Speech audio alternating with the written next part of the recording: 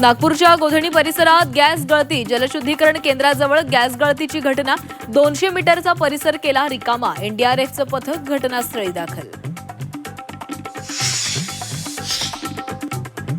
मुख्यमंत्री देवेंद्र फडणवीसांच्या उपस्थितीमध्ये पहिल्यांदाच महायुतीच्या समन्वय समितीची आज बैठक.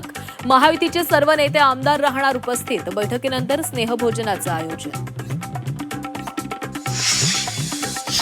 राष्ट्रवादी शरद पवार पक्षाची विलिनीकरणाबाबत पुढची भूमिका लवकरच ठरण्याची शक्यता.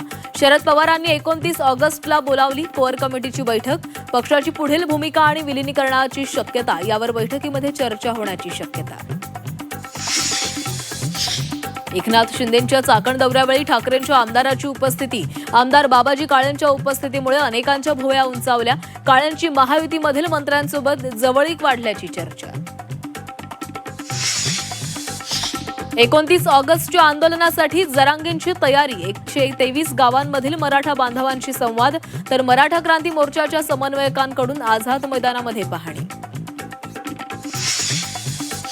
ओबीसींना शांतपणे आरक्षण मिळत असताना मोर्चे कशासाठी? छगन भुजबळांचा ओबीसी संघटनांना सवाल. जरांगेंची लढाई आमच्या विरोधात नसल्याचं स्पष्टीकरण. पीएनजी उपलब्ध असल्यास एलपीजी पुरवठा बंद. जिल्हानिहाय यंत्रणा उभारण्याच्या केंद्र सरकारचे राज्यांना निर्देश. दुसऱ्या श्रावणी सोमवार निमित्त राज्यभरातील महादेव मंदिरं गजबजली. बम बम भोले हर हर महादेवच्या गजरात पहाटेपासूनच भाविकांची दर्शनासाठी गर्दी. तर झी 24 तासवर घर बसल्या घ्या ज्योतिर्लिंगांचं दर्शन. हिंगोलीमध्ये शिवसेना आमदार संतोष बांगर यांच्याकडून आज कावड यात्रेचं आयोजन. श्रीकांत शिंदेंसह विविध शिवसेनेचे नेते राहणार उपस्थित.